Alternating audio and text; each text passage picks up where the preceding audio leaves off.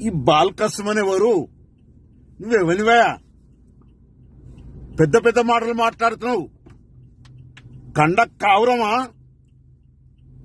మదమా? డబ్బులు బాగా పిచ్చిలేసిందా? నాలుక కనుక మందమై షేర్లొస్తే ఉప్పు పసుపు పెట్టి రాకుతాం. ఎక్కడికి దొరికితే అక్కడికి మాట్లాడుతున్నావు. ఏం బుద్ధి లేదా? చదువుకోలేదా? జ్ఞానం లేదా?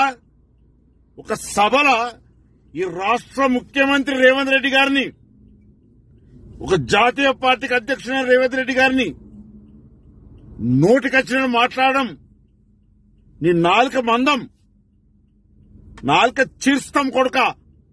ఏమనుకుంటున్నావు? ఈ తెలంగాణ రాష్ట్రాన్ని తెచ్చింది కాంగ్రెస్ పార్టీ. మేం పార్లమెంట్ నుండి కొట్లాడి తెచ్చినాం, బిల్లు పెట్టించినాం.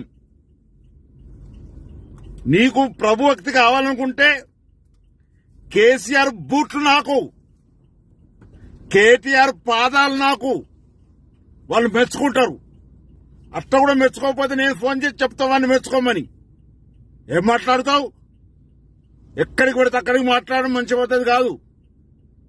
నువ్వేంటిది? నీ స్థాయి ఏంది? నీ పద్ధతి ఏంది? నీవు పెద్దపల్లికి పోయినాడు రబ్బర్ చెప్పులతో వేరే కొడుక. ఇంత డబ్బు ఎక్కడికి వచ్చింది? ప్రజలను ముంచి మోసం చేసి డబ్బులు సంపాదించి ఎక్కడికి పడితే అక్కడికి మాట్లాడుతా ఉన్నావు కొడుక. నీ సంగతి తెలుస్తారు. అదే పెద్దపల్లి ప్రజలు, అదే చెన్నూరు ప్రజలు ఉరికిచ్చి కొడతారు కొడుక. ఏమనుకుంటున్నావు? ఎక్కడికి పడితే అక్కడికి మాట్లాడతావు. వెంటనే బేషరత క్షమాపణ చెప్పాలి, లేకపోతే ఉరికిస్తాం. ఏమనుకుంటున్నావు?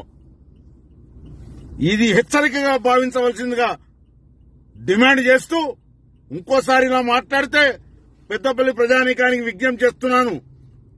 ఈ బాల్కసుమన్ను పొలిమేర దాటి కదక మెట్టుపల్లికి పోయేదాకా ఉరికిచ్చి కొట్టాలని విజ్ఞప్తి